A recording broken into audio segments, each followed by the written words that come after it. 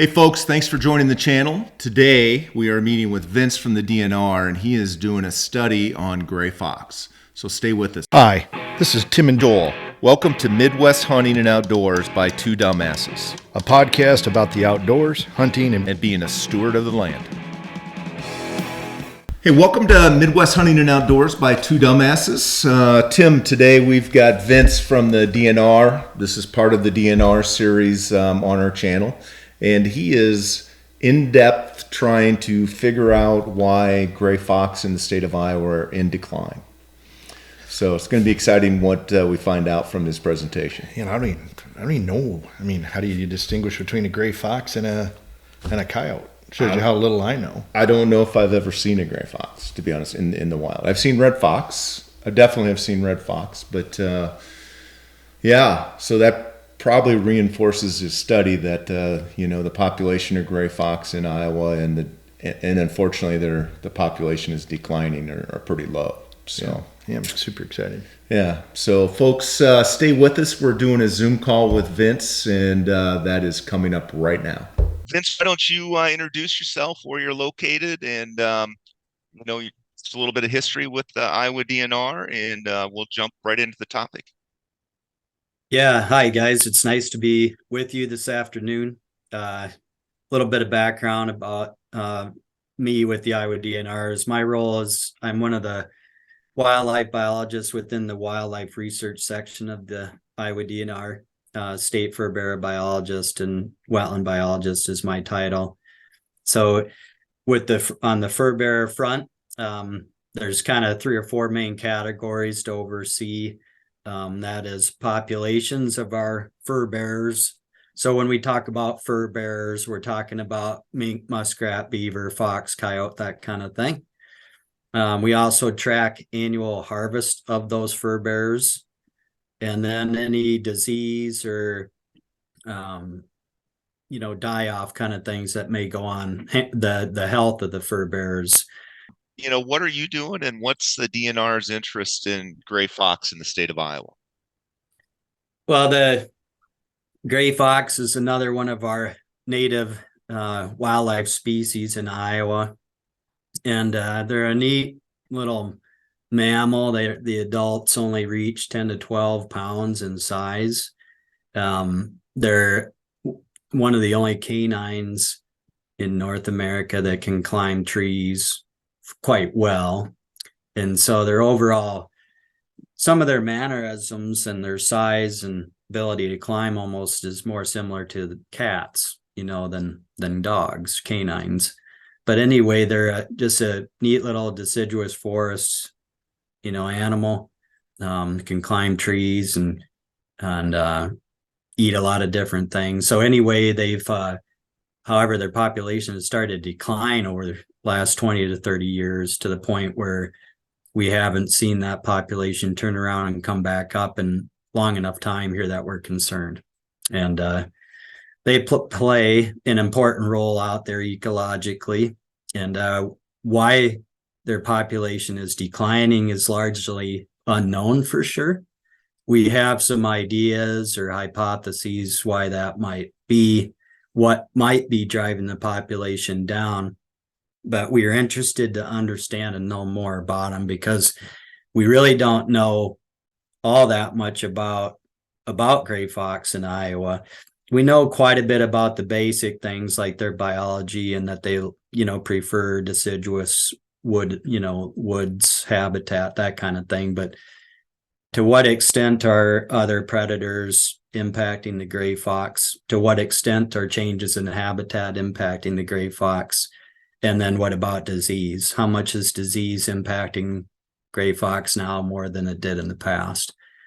And before we collectively know what we could do or try to do to get that population trend to go back upward, we need to better understand what the problem is before we try to solve it.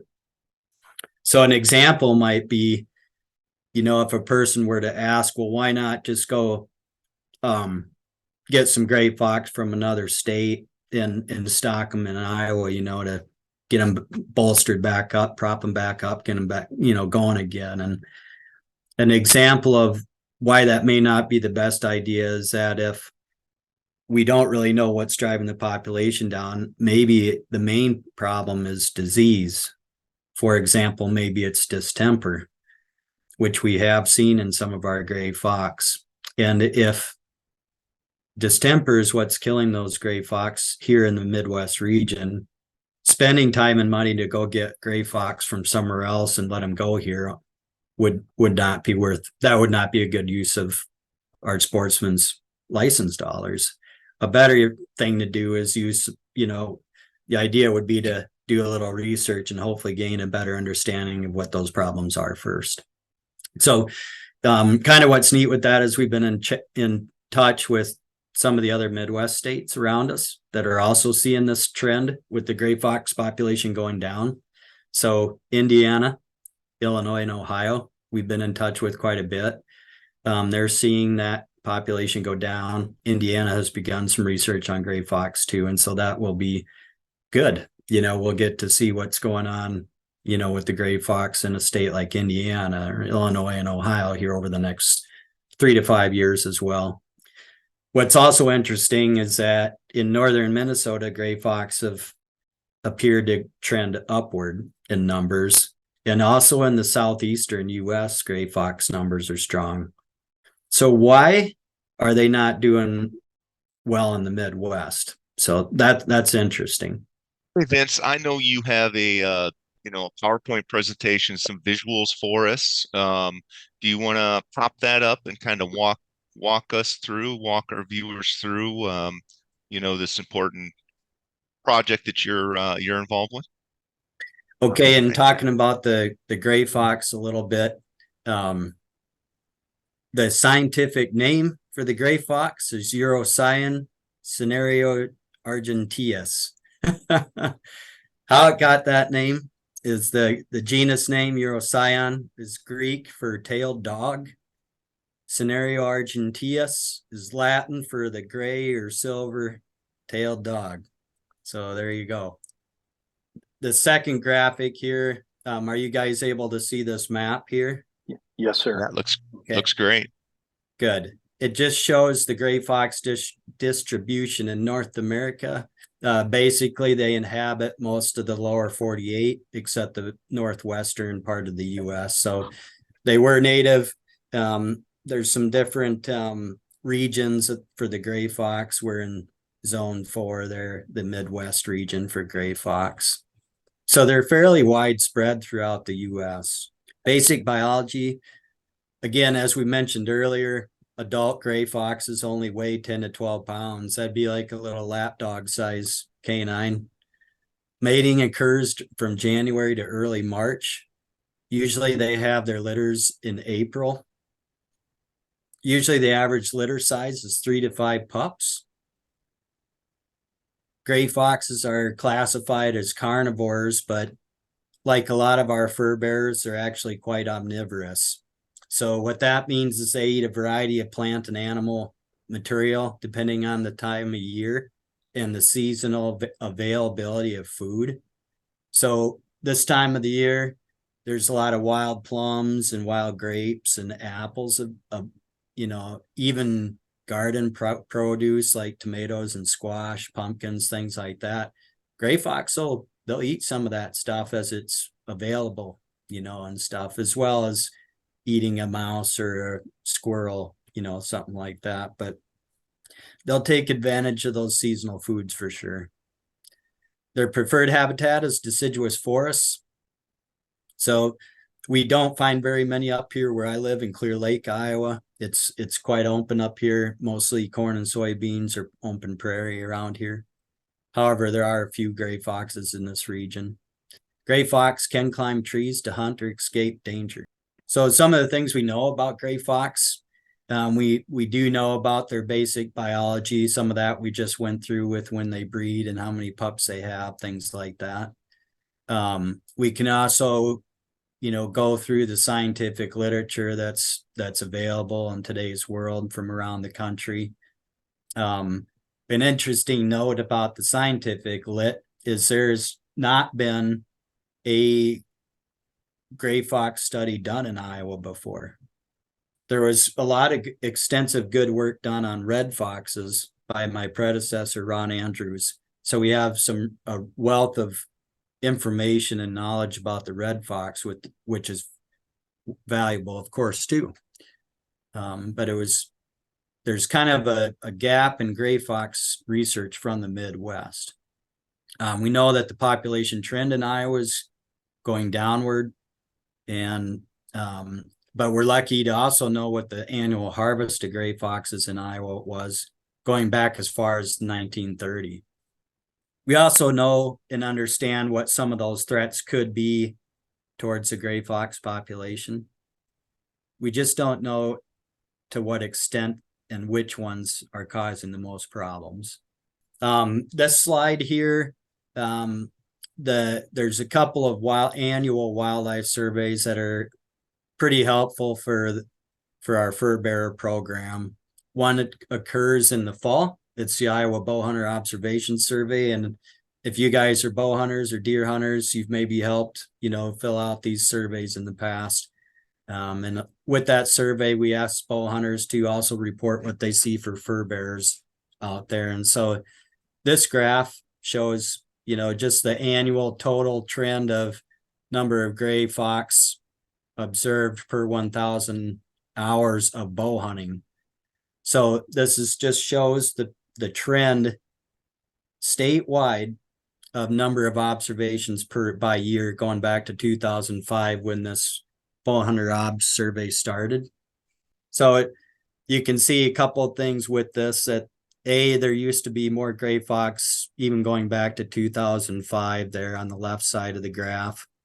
And the number of observations has gone down since then, but it's kind of cycled up and down a little bit each year, but in general, pretty low. Because if you look at the left side, the y-axis there, average number of observations per 1,008 hours, this graph is showing that statewide there's, for example, in 2007, only 0.5 gray fox is seen, after that many hours of bow hunting. So it's pretty low number of observations anywhere in the state for gray fox compared to something like a raccoon or a mink or something like that, or bobcat. This is a graphic that some of your audience might find pretty interesting. This is a graph that just shows the canine harvest for Iowa from 1930 to the present. So there's 3 lines on this graph. The dark, I'd call it brown line, that is red fox. That's the highest line on there. In the middle is kind of a rusty orange color. That's coyote harvest. And then the line at the bottom there that is pretty much red colored is gray fox harvest. So you can see a couple things with it. You can see that coyotes are trending up here, especially since about 2009 or so. The amount of coyote harvest has trended up quite a bit and has approached 20,000 coyotes annually for harvested coyotes. Red foxes there, you can see that we had a very high harvest of red foxes during the 1960s, 70s, and even into the mid 80s. And then that kind of started to drop and go down. And during that time is when 2 things started to occur. We were seeing more of a mange problem in our red foxes, and also coyote numbers were taking off during that time. Both have set the red fox back a little bit, and it's reflected a little bit here, with the annual harvest. So, whereas going back to the red fox, that red line across the bottom there is, I wanted to just kind of show that because it shows how much harvest occurs of red fox in Iowa, even going back to 1930.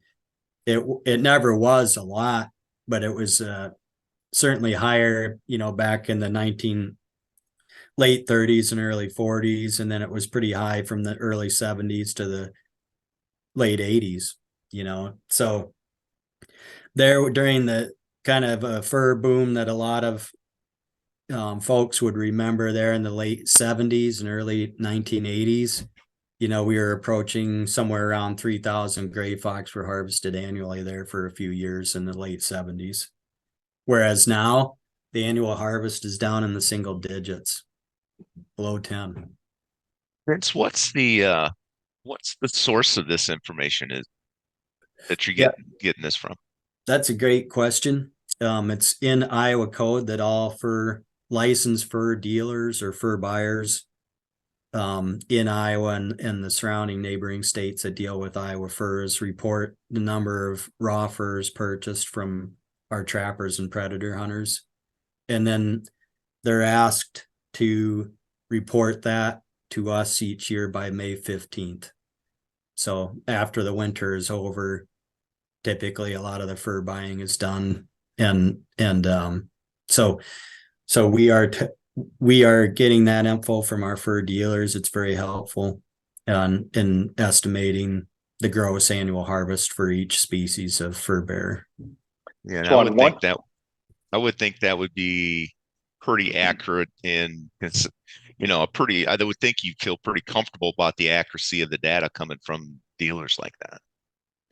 Yeah, pretty good. It doesn't get everything, but we try to get as much as we can. And I think we're sitting much better than quite a few other states with this information as far as how many years we've been able to get it and the accuracy of it. So for quick example, some folks ask if they ship their furs directly to a national auction house, fur auction house, does that get counted to Iowa or not? It typically does. Where we ask those big auction house or houses, it used to be, for the Iowa pelts sold through them directly, sold or sent to them directly for auction. Also, another big fur dealer that does visit Iowa would be Groenwald Fur and Wool Company. Groenwald's very good about providing their Iowa numbers to us as well on what they buy here for fur. So we try to get what we can. We don't get every one of them from around the state, so one example would be the Webke Fur Company in Southeast Minnesota has not always reported what they buy for Iowa furs to us. So, so we've got one, so this is really great data. On one side, you're showing observations, which tells us kind of what people are seeing out there. And then on this side, it's showing us the harvest. So yeah, I think, and you're going to confirm or not, the number of hunters or trappers, if you will, probably for fur bearers, has it declined over time? Yes and no. It's been interesting. In 2013, the fur market was fairly good that year, and it had been for the past 2 years, like 2010, 2011 till about 2013. Fur harvester numbers went up during those years, and then the market sagged considerably after 2013, and so we went from roughly 19 to 20,000 licensed fur harvesters. Now we're down around 15,000 or so. So we lost fur harvester numbers there, but the last 3 years it's been stable. 3 to 4 years it's been pretty stable, with the number of licensed fur harvesters being around 15,000. Interesting. Yeah. So like you were mentioning, with the observation bow hunter survey data, I was trying to show folks here that we can get an idea of the fur bearer trend or gray fox trend with populations, and then luckily we can also watch the amount of harvest that is occurring with fur bearers, gray fox in particular here with it too. And so the harvest is not a direct measurement of the population, but it can give you, it's sort of what we call an indirect measurement or correlate. You can look at what is going on and it's helpful. So it still tells you some things with it that's very helpful. Just if we have time here, is just going to go over briefly some quick things that we know are threats to the gray fox population. The first one would be disease. Some of those diseases would include distemper, parvo, amdavirus, mange, and others that we may not even know about. Distemper is the main one that we're most concerned with at this time. The pictures here show a sick gray fox in Mason City here 4 years or so ago. Broad daylight, lost, was listless and not, then you could tell it was hurting. I think it was November. Police were contacted and we were able to collect the animal. The police cooperated nicely with us as far as helping to let us know it was there and that it was sick. And we were actually able to test this animal and it did indeed have distemper. So roads and vehicles are always an issue in Iowa. As far as, how many are getting hit by vehicles. We live in a state with a lot of roads. Other predators. So the gray fox is pretty low on the totem pole and they only, their adult size is 10 to 12 pounds. They got to worry about bigger animals, coyotes, bobcats, domestic dogs, red fox are all issues. And I would guess raccoons, a big boar raccoon is probably not too fun to run into at night either. So they have some enemies to watch out for. Vince, if you've watched any of our episodes, and Tim's probably going to laugh because he knows what I'm going to say, but if you've watched any of our episodes, I think raccoons are the root cause of all evil with habitat in the state of Iowa. So I've been hearing a lot, so I can only imagine that that's come up here with your show. Yeah, it has, going back from the beginning, and I think the state's kind of evolving to finally listen to the show where we've been preaching, hey, open the season all year long and kill them all, so I hope that's where we can get to someday. I think Rachel and Tyler would, whenever we'd bring it up, they'd always say, it's like, they always come back to habitat. It's like, you must have very good habitat for raccoons, which is probably true as well. Yeah. And I know what they're also going to say. They're going to say, it's all about diversity in the habitat. And I'm all for diversity as long as it doesn't include raccoons. Next slide here. I was just going to mention habitat changes or loss. It's always a big factor here in Iowa where our landscape has been altered quite a bit. Some of the things we don't know about gray fox, we don't have an exact population count. I can't tell you today that there's 546 gray foxes left out there on the landscape. Again, it's population trends that we're looking at. We can't say for sure what the exact reasons are for the population decline. Which threats is it exactly? We have our ideas, as we mentioned earlier, about what that is. And then we don't know yet, can anything be done to reverse their population decline? So that's the part we're, very interested in getting at is for example, if it's a habitat problem as one of the major factors driving down their population, that is something that private landowners could try to help do, to make a difference. And then, of course, we would look to do some of that on our public lands as well, so I'm not talking necessarily about doing single species management everywhere, but oftentimes what's good for the gray fox may be good for several other species, such as the ruffed grouse, for example, in Northeast Iowa, or some of our really important songbirds that utilize early successional timber, for example. Woodcock would be another example. Gray foxes may need more brushy early successional forest edges than they now have. Something like the woodcock or the cerulean warbler or something like that may need it. But to date, no gray fox studies have been done in Iowa. So that's why we started this pilot study. We have some GPS neck collars that Iowa State University's Fish and Wildlife Co-op was able to purchase for us. So we'd like to look at cause-specific survival, cause-specific mortality and survival utilizing the GPS neck collars. We'd also like to look at habitat use of these collared foxes and document the types and prevalence of disease that the gray fox are getting, and even look at genetically gene flow and potential genetic barriers for gray foxes. That would be in partnership with Luther College.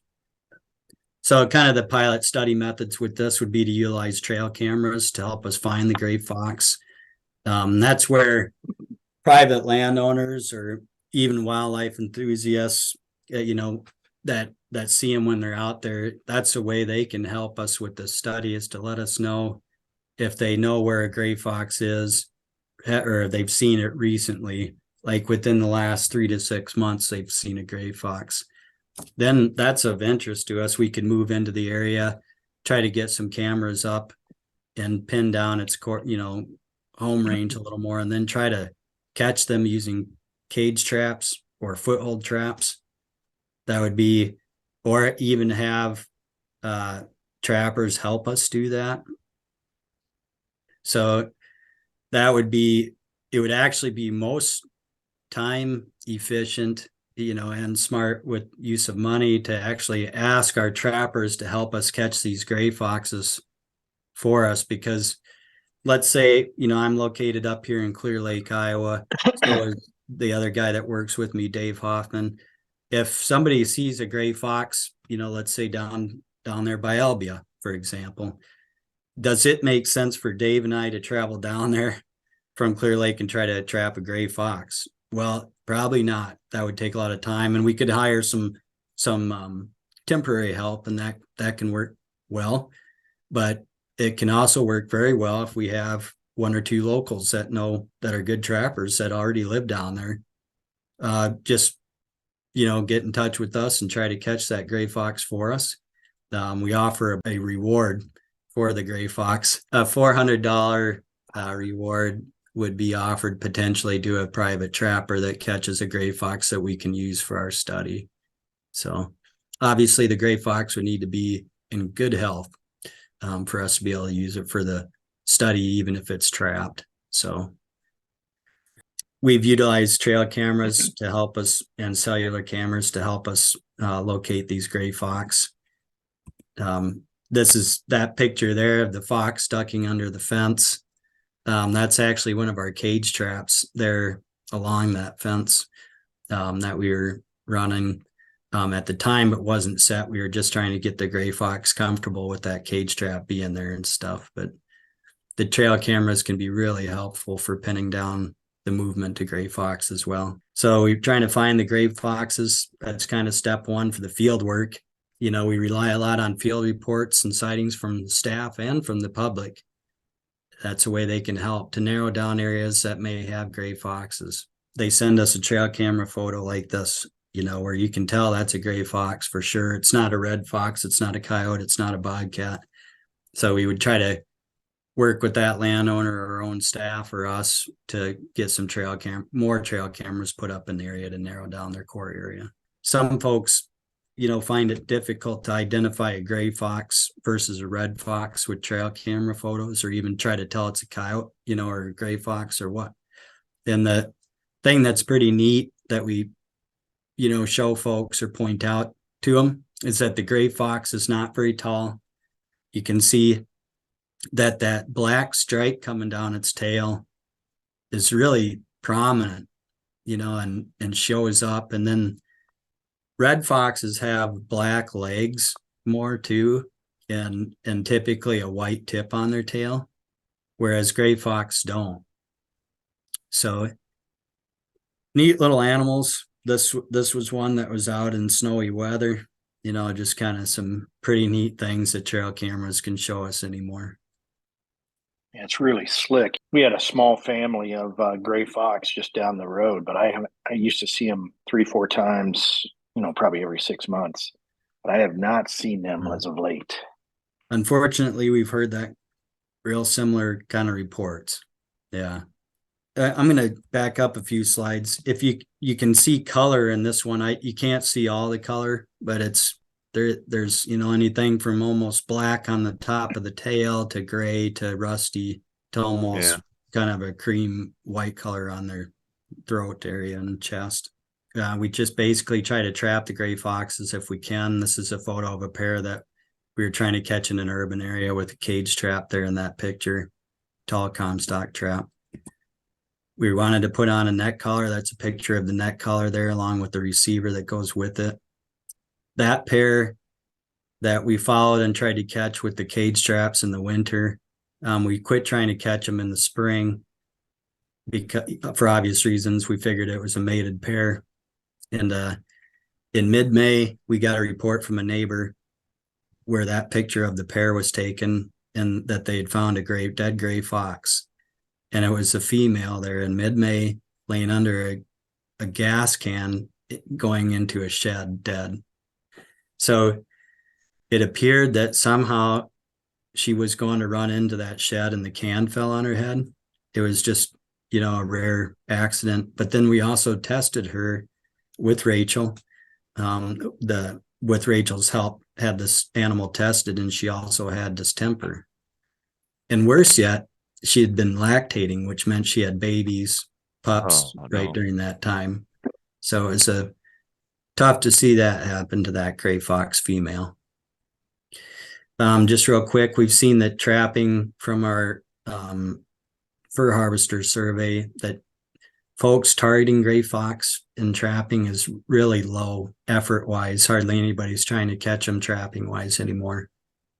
Same with predator hunting. Most folks are targeting bobcats, coyotes, raccoons. In conclusion, gray fox are valuable and understudied animal in the Midwest.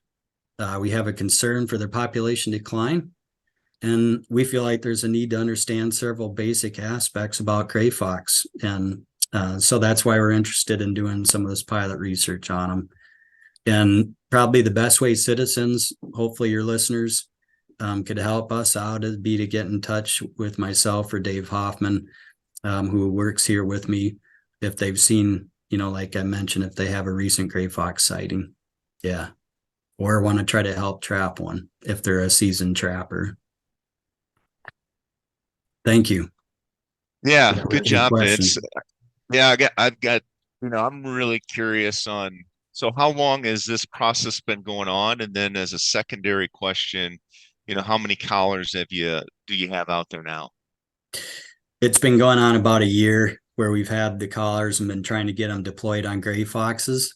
And unfortunately, to date, we have 0 collars out on gray foxes at this time.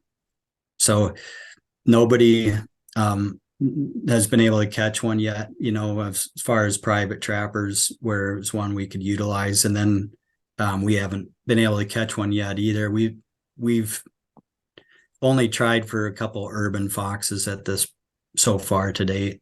So from our end, but it's interesting. They were wary. They would not go in the cage traps, the ones we were trying for. So I need just a quick question. So, would it be valuable to do red foxes versus the gray since they're just a little more prevalent, just to get the data? Or no, two different animals? That's a great question. Although they're closely related, they're different enough. I think we need to try to look at grays specifically more. Tim, what a great presentation by Vince there. I learned a ton. What were some of your takeaways from the? Well, so Vince clearly, from a wildlife biologist perspective, clearly understands from a predators and what's going on. Learned a lot about the gray fox.